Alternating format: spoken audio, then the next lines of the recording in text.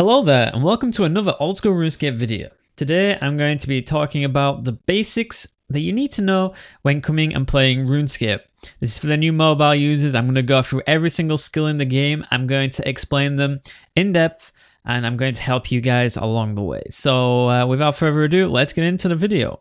So in this video, I'm going to talk to you guys about all the different skills in the game. We're going to talk about the settings, what all the different panels do on your game as well, and just explain them bit by bit.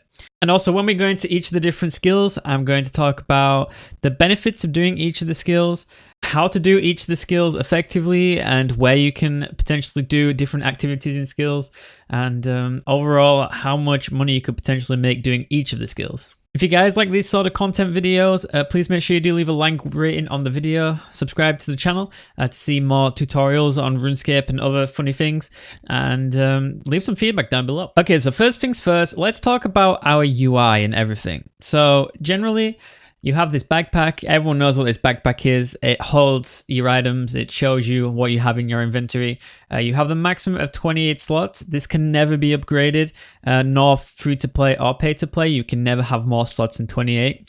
However, there are some items that can hold specific items inside of them, such as these are pay to play items, but the rune pouch, it holds 3 of any runes that you put into them, up to a maximum of 15,000, I think it is. And then you also have a looting bag, which is used in the wilderness, and it gives you an extra 28 slots by taking up one of your normal slots. It's just you open it and you have another slot, like 28 slots inside of it, but it can only be used in the wilderness, and it's for PKers. It's for people that kill things in the wilderness, like gathering items, herbs, all that sort of stuff, and need extra room.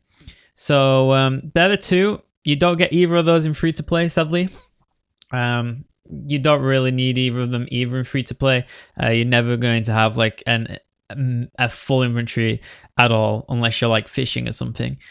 So at the top of these rows, I'm going to work from left to right here. So we'll go to the combat options first. So a lot of this stuff, by the way, will be explained in Tutorial Island, but I'm going to explain it in a little bit more detail than Tutorial Island does. So in the combat options page, you can see the weapon you are holding plus your combat level. Now your combat level in RuneScape is based on your combat stats, which is attack, strength, defense, range, prayer, magic, and hit points. And the combat level is kind of skewed. So say for instance you had 99 range, 99 mage, 99 hit points, but your attack, strength, and defense were all level 1s.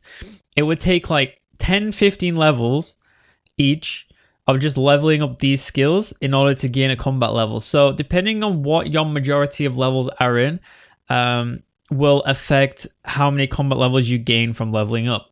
There is actually a calculator you can use to calculate your combat levels, and I will leave that in the description down below, but it will tell you your combat level and the levels that you have to require to gain more combat levels. This doesn't affect your effectivity on your account, you know, how easy you kill stuff. This is more just telling you how progressed your account is in the melee stats. These stats right here determine how well you hit on your account and how well you defend from attacks. And then you have these 4 buttons here. Sometimes it can be free with certain weapons, like the whip, which is a pay-to-play item.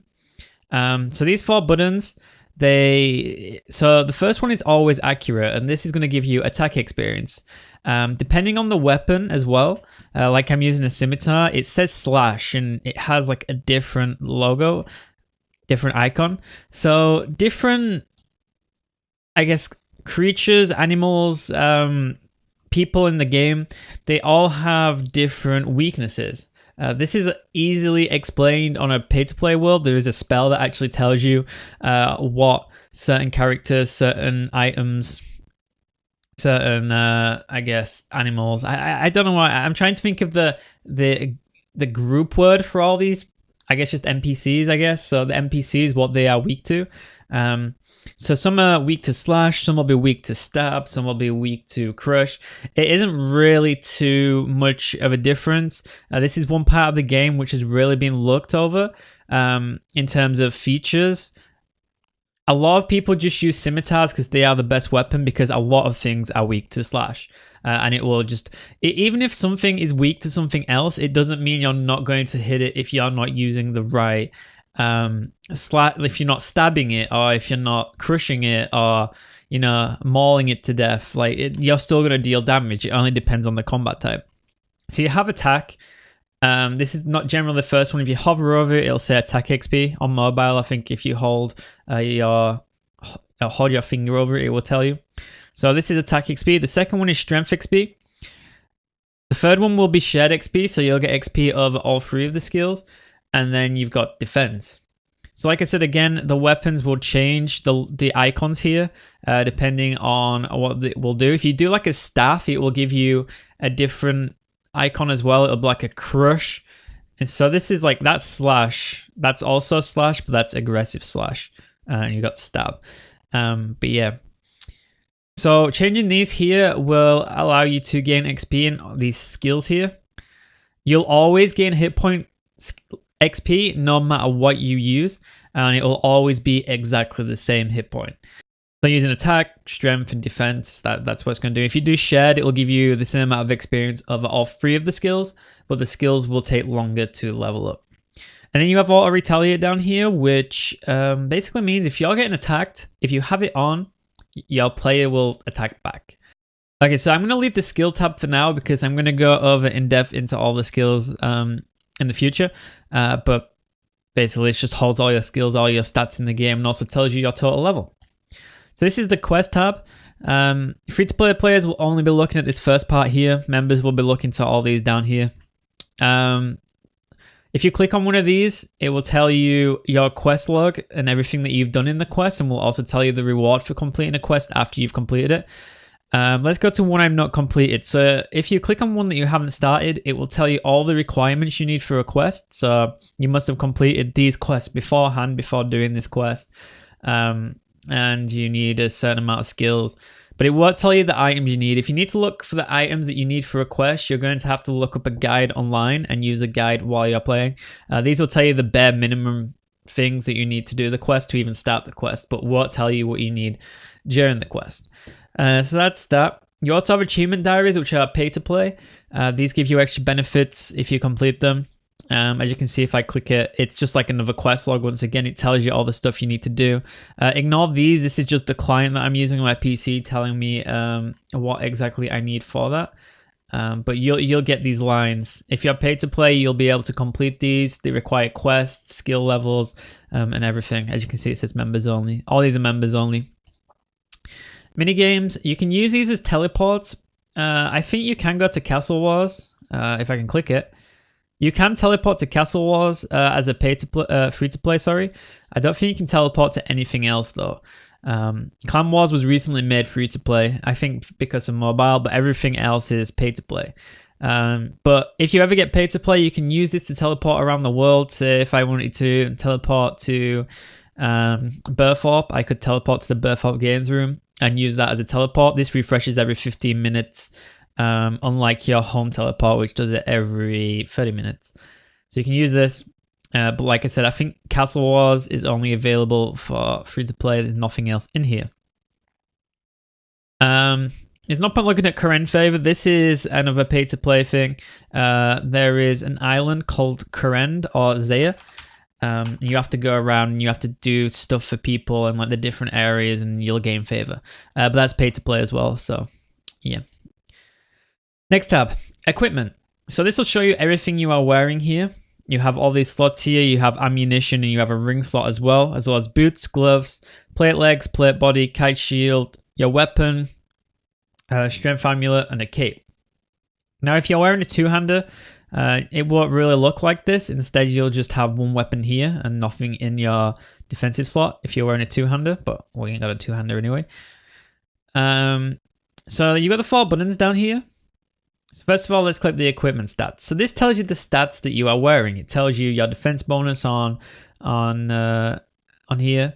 It's like if you're getting crushed by a troll, how much defense are you going to have against crush in comparison to slash and stab? So you have all your defensive bonuses here.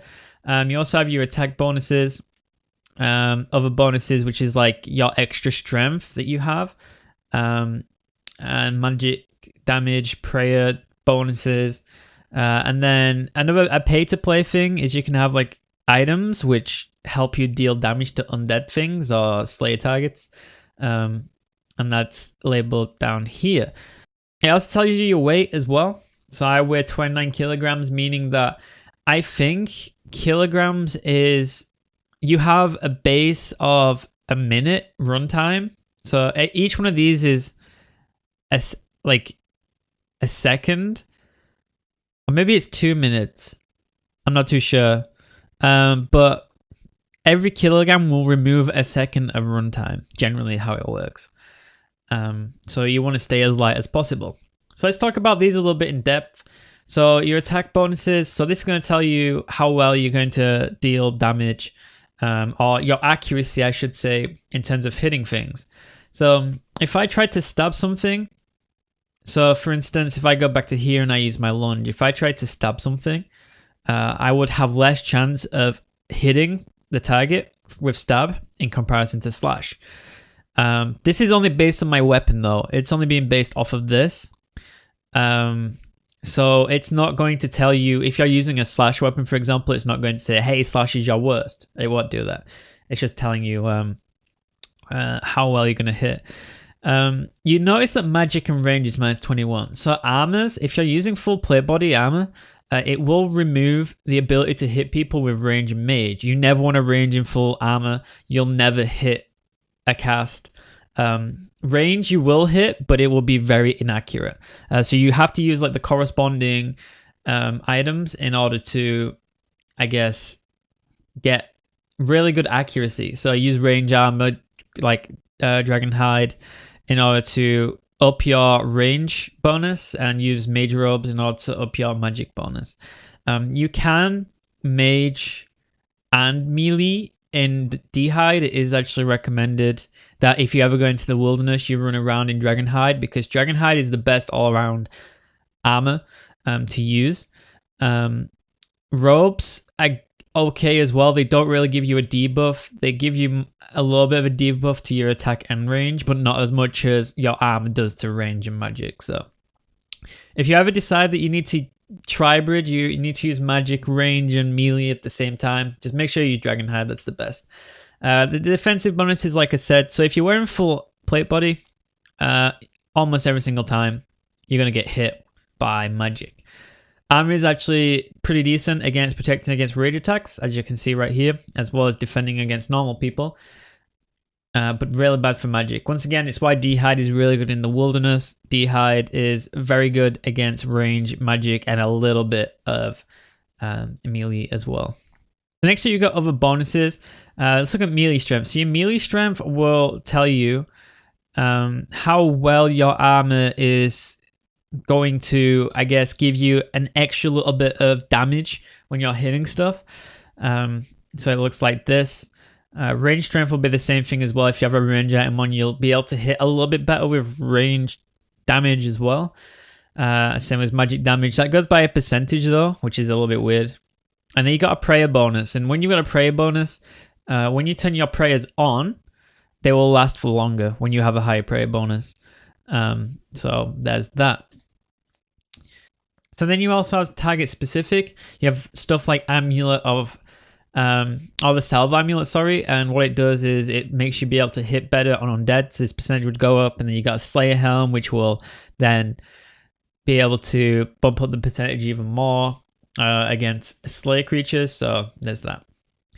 You got the guide prices. So here you can look up prices of stuff in your inventory. Like you can just put, hey, that's my amount of money. You know, like say if I want to shove it all in here. Oh, all my inventory right now is worth 10 mil, you know. So that's what that's for. Another cool thing which a lot of people don't realize is when you're looking up prices on the game, you can actually search down here for an item from the Grand Exchange. So for instance, say I was going to search for a rune plate body. Let's search rune plate body, click it, and we can see the price down here of what a rune plate body actually is, which is 38k. So you can really use that. A lot of people don't know about it though. It's one of those overlooked features. You tell someone about it and they're like, wait, I didn't know this was a thing. Like people are always asking. They're like, hey, if you're at the Grand Exchange, anyone, can you look up a price for me, please? And you're like, why do you just use this? And they're like, wait, that's a thing? So yeah. Make sure you use this whenever you need to look up a price anywhere in the game. Next up, we have items kept on death. So when you're in the wilderness, you will lose all your items apart from 3. Unless you are skilled, you will lose all of them. So as you can see, I will keep my plate body, my helmet, and my kite shield. It will take the 3 most expensive items in your inventory. Now you might be asking, why is my 9.6 million cash stack not prioritized over a plate body? So if you go in with stacked items, each item on its own classes as an item. It's really hard to explain. Let me just explain it like this. Okay, so say if money was here, it would say items you keep on death if not skulled, 1 coin, 1 coin, 1 coin. So if I went in the wilderness with 10 mil and I died, I would keep 3 GP, if that makes sense. If I went into the wilderness with only law runes only, I would keep 3 law runes. I'd lose the rest. So that's how that works. The items that are displayed are based on value. So this, of course, is more value than 1 GP because I'm only going to keep 3 GP if I do die in the wilderness. Also, so then if you're skilled, you will not keep anything at all unless you turn on this prayer here, which is called Protect Item.